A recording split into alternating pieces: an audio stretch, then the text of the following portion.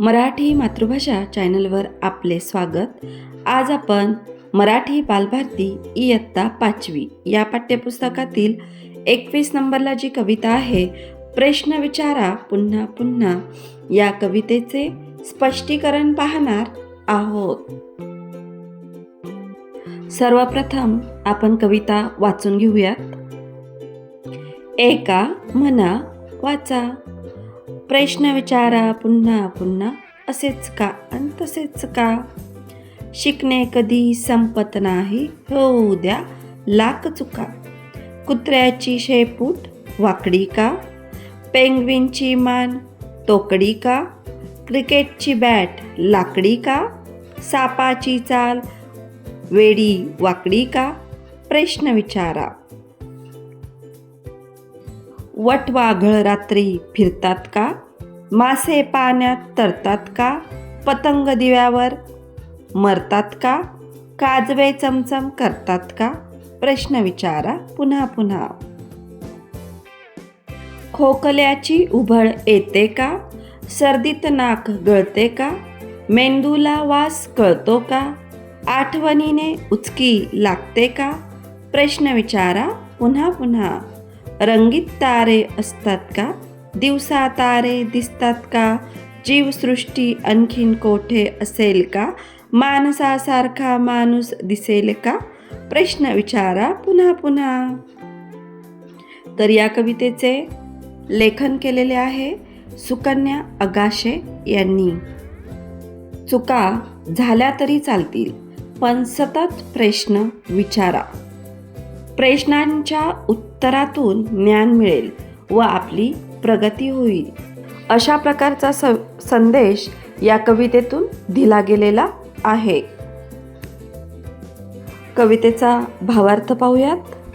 प्रश्न विचारा पुन्हा पुन्हा, असेच का अन तसेच का. शिकणे कधी संपत नाही, होऊ द्या लाख चुका.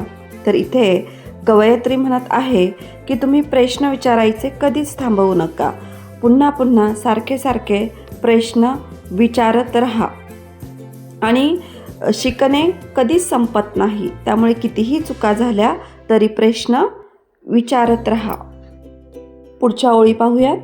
कुत्र्याची शेपूट वाकडी का, पेंग्विनची मान तोकडी का, क्रिकेटची बॅट लाकडी का, सापाची चाल वेडी वाकडी का. प्रश्न विचारा. तर कवी म्हणत आहे की तुम्ही असे प्रश्न विचारा की कुत्र्याची शेपटी वाकडी का, पेंग्विनची मान तोकडी का. पेंग्विन म्हणजे एक प्रकारचा पक्षी जो 2 पायावर उभा राहू शकतो, 2 पायावर चालू शकतो, अशा प्रकारचा एक पक्षी आहे, त्याला पेंग्विन असे म्हणतात. तोकडी म्हणजे आखूड. क्रिकेटची बॅट लाकडी का, सापाची चाल वेडी वाकडी का. प्रश्न विचारा. तर अशा प्रकारचे तुम्ही प्रश्न विचारत राहा आणि त्याची उत्तरे मिळवत राहा. पुढच्या ओळी पाहूयात. वटवाघळं रात्री फिरतात का, मासे पाण्यात तरतात का, पतंग दिव्यावर मरतात का, काजवे चमचम करतात का. प्रश्न विचारा. पुन्हा पुन्हा, असेच का अन तसेच का. इथे वटवाघळ म्हणजे हा एक पक्षी आहे जो रात्री फिरतो आणि दिवसा झाडाला असा उलटा लटकलेला असतो. मासे पाण्यात तरतात का, तरतात म्हणजे तरंगणे, पाण्यावर तरंगणे. पतंग हा एक किडा आहे जो दिव्याकडे आकर्षित होतो आणि दिव्यावर जाऊन तो मरतो. काजवे हा सुद्धा एक किडा आहे जो रात्रीच्या वेळेस चमचम चमकतो अंधारामध्ये. तर इथे कवी म्हणत आहे की तुम्हाला अशा प्रकारचे प्रश्न पडायला पाहिजे की वटवाघळ रात्री का फिरतात, मासे पाण्यावर का तरंगतात, पतंग दिव्यावर जाऊन का मरतात, काजवे चमचम करतात का. ह्याच्या मागचे शास्त्रीय कारणे तुम्ही समजून घेतले पाहिजे आणि ते समजून घेण्यासाठी तुम्ही प्रश्न विचारले पाहिजे. ह्याचे जर प्रश्न विचारले तर तुम्हाला ह्याची उत्तरं मिळतील आणि उत्तरं मिळाले तर तुमच्या ज्ञानामध्ये भर होईल. पुढच्या ओळी पाहूयात. खोकल्याची उबळ येते का, सर्दीत नाक गळते का, मेंदूला वास कळतो का, आठवणीने उचकी लागते का? प्रश्न विचारा पुन्हा पुन्हा, असेच का अन तसेच का? मुलांनो, तुम्ही अशा प्रकारचे प्रश्न विचारा. खोकल्याची उबळ येते का? उबळ येणे म्हणजे ढास लागणे, एकसारखा सतत खोकला येणे. सर्दीत नाक गळते का? मेंदूला वास कळतो का? अशा प्रकारचे प्रश्न तुम्ही विचारत राहा, पुन्हा पुन्हा आणि सतत सतत विचारत राहा आणि त्यातून तुम्ही माहिती घ्या. रंगीत तारे असतात का? दिवसा तारे दिसतात का? जीवसृष्टी आणखीन कोठे असेल का? माणसासारखा माणूस दिसेल का? प्रश्न विचारा पुन्हा पुन्हा, असेच का अन तसेच का? तर मुलांनो, जीवसृष्टी म्हणजे सजीव प्राणी. रंगीत तारे असतात का? तारे रंगीत कलरचे असतात का? तारे दिवसा दिसतात का?